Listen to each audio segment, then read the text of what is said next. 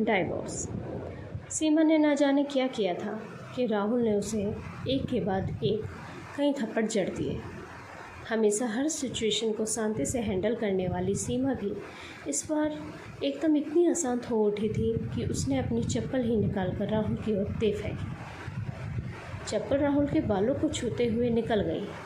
ये किस्सा यहीं पर ख़त्म हो सकता था, मगर राहुल ने इसे अपनी मर्दानगी का विषय बना लिया और बात बद से बदतर होती चली गई। रिश्तेदारों ने भी आग में घी का काम किया। किसी ने कहा जो औरत अपने पति को चप्पल से मार सकती है वो ना ही तो वफादार हो सकती है और ना ही पतिव्रता। ऐसी औरत परिवार ही नहीं पूरे समाज पर कलंक की तरह है। बीवी के पक्ष वाले कहाँ पीछे रहने वाले थे।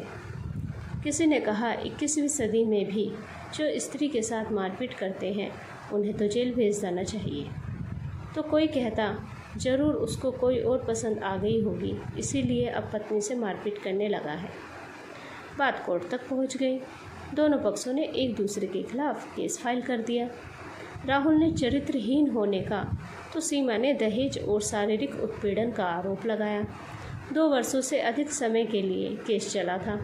इन 2 वर्षों के दौरान दोनों पति पत्नी अलग अलग रहे थे। इन 2 वर्षों के दौरान दोनों पक्षों के समर्थकों की संख्या कम हो गई थी। पहले जहां दोनों पक्षों में समर्थकों का समूह होता था, अब गिने चुने लोग रह गए थे। राहुल और सीमा दोनों की ही आर्थिक स्थिति भी इस समय के दौरान नीचे गिर चुकी थी। जिन्हें वो अपना शुभचिंतक समझ रहे थे, पैसों की बात आते ही उन्होंने भी अपना पलड़ा झाड़ लिया था। अगर कोई देने को राजी भी हुआ तो मोटे ब्याज की शर्त पर। आखिरकार वही हुआ जो सब चाहते थे, डाइवोर्स। हर कोई खुश था, दोनों पक्षों के रिश्तेदार, उनके माता पिता और दोनों के वकील। लेकिन 5 साल की सुखद शादी और एक सुंदर बेटी होने के बाद मिले इस डाइवोर्स से पत्नी मूक थी और पति शांत। शायद ये एक इत्तेफाक ही था कि इस खुशी को मनाने के लिए दोनों पक्षों के लोग एक ही चाय की टपरी पर बैठे आमने सामने। इत्तेफाक इसलिए क्योंकि ज़्यादातर लोग जो एक दूसरे के विरोध पक्ष को सपोर्ट कर रहे थे वे एक दूसरे को अच्छे से जानते भी नहीं थे। पति पत्नी भी इन सभी से दूर एक दूसरे के सामने मेज पर बैठे। सीमा ने राहुल से कहा, अब तो खुश होंगे ना, तुम्हारे मन की जो हुई है मुबारक हो।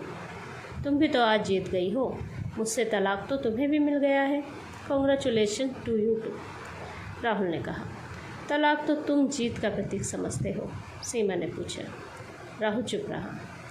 थोड़ी देर की शांति के बाद राहुल ने कहा, मुझे तुम्हें 5 लाख रुपए अभी और हर महीने 8,000 रुपये देने का आदेश है। अभी मेरे पास पैसे नहीं हैं, इसलिए हमारा मतलब मेरा जो सिटी में फ़्लैट है उसे तुम्हारे नाम कर देता हूँ, सीमा बोली। लेकिन उस फ्लैट की कीमत तो 18 लाख की है। हाँ, लेकिन हमारी बेटी तुम्हारे साथ है और आगे जाके उसके खर्चे भी बढ़ेंगे, तुम्हें थोड़ी आसानी होगी, राहुल ने कहा। नहीं नहीं, मुझे सिर्फ 5 लाख ही देना, और तुम हर महीने 8,000 तो देने ही वाले हो, मैं मैनेज कर लूँगी। अगर 5 लाख नहीं है तब भी कोई बात नहीं, सीमा बोली। दोनों फिर से शांत हो गए। राहुल सोचने लगा, कितनी भोली और समझदार है ये औरत, जो कुछ समय पहले तक मेरी पत्नी थी, अब अनजान। ये वही है जो कम से कम खर्चे में घर चलाती और पैसे बचाकर मेरे जन्मदिन और बर्थडे पर हमेशा मेरे लिए नए कपड़े खरीद लाती। कभी बीमार भी हो जाती तो पैसे बचाने के लिए मुझे मालूम ना होने देती और घरेलू नुस्खों से अपना इलाज कर लेती। मगर घर में कोई और बीमार होता तो तुरंत डॉक्टर के पास लेकर जाती। मेरी हिम्मती मारी गई। मैं ही अपनी झूठी मर्दानगी के चक्कर में इतनी बड़ी गलती कर बैठा। सीमा के दिमाग में भी उथल पुथल चल रही थी। अभी भी वैसा का वैसा ही है। पहले भी खुद से ज़्यादा हमारे बारे में सोचता था और अब भी वही कर रहा है। ये वही आदमी है जो मुझे एक्सीडेंट से बचाने के लिए खुद मोटरसाइकिल के आगे कूद पड़ा था और अपनी उंगली तुड़वा बैठा था। पता नहीं कौन सी मनूस घड़ी में मैं झगड़ा कर बैठी। राहुल ने मौन तोड़ते हुए पूछा, अब तुम्हारे कमर का दर्द कैसा है? ज़्यादा तकलीफ़ तो नहीं होती? सीमा सा हल्का सा मुस्कुराई और बोली, अभी भी होता है, अब तो पेट में भी क्रैम्प्स पड़ते हैं। वो तो होगा ही, तुम योगा या कसरत भी तो नहीं करती हो। अब किसी गायनोलॉजिस्ट को ज़रूर दिखा लेना, राहुल ने कहा। तुम बताओ, तुम्हारा अस्थमा कैसा है अब? क्या अब भी दौरे पड़ते हैं? सीमा ने पूछा। हाँ, पड़ते हैं, पहले से ज़्यादा, क्योंकि अक्सर इन्हेलर भूल जाया करता हूँ।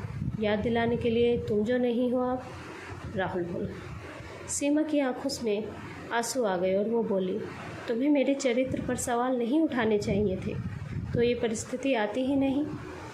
हाँ, मैं जानता हूँ, तुम बहुत अच्छी हो, मुझसे गलती हो गई, बहुत बड़ी गलती। मैं लोगों के बहकावे में आ गया था, राहुल बोला। तुमने भी तो मुझ पर दहेज का इल्ज़ाम लगाया था, वो बोला। गलत था, इस बात का मुझे भी पछतावा हुआ, सीमा ने कहा। राहुल कुछ कहना चाह रहा था, लेकिन हिचकिचा रहा था। सीमा ने पूछा, कुछ कहना चाहते हो? वो बोला। क्या सब पहले जैसा नहीं हो सकता? क्या मतलब? सीमा बोली। मतलब कि हम फिर से पहले की तरह पति पत्नी बनकर, सच्चे दोस्त बनकर नहीं रह सकते, राहुल बोला। पर ये डाइवोर्स के पेपर दिखाते हुए सीमा ने कहा। फाड़ देते हैं, राहुल ने अपने पास रखे डाइवोर्स के पेपर फाड़ते हुए कहा। सीमा ने भी अपने पास रखे पेपर फाड़ दिए। सभी हैरान थे, वकील, रिश्तेदार और माँ बाप। पति पत्नी दोनों एक दूसरे के हाथ में हाथ पकड़े अपने घर की तरफ चले गए। दोस्तों, ये कहानी उन हर पति पत्नी के लिए बड़ी सीख है जो छोटी छोटी बातों पर लड़ते हैं और इन झगड़ों को बड़ा बना के अलग होने का डिसीजन लेते हैं। प्यार और झगड़ा तो एक सिक्के के दो पहलुओं की तरह हैं, दोनों को स्वीकार करना होगा, तभी ये पवित्र रिश्ता उसकी मंजिल तक पहुंच पाएगा। हाय फ्रेंड्स, अगर आपको ये स्टोरी अच्छी लगी हो तो please like, share, comments, subscribe ज़रूर कीजिएगा। Thank you.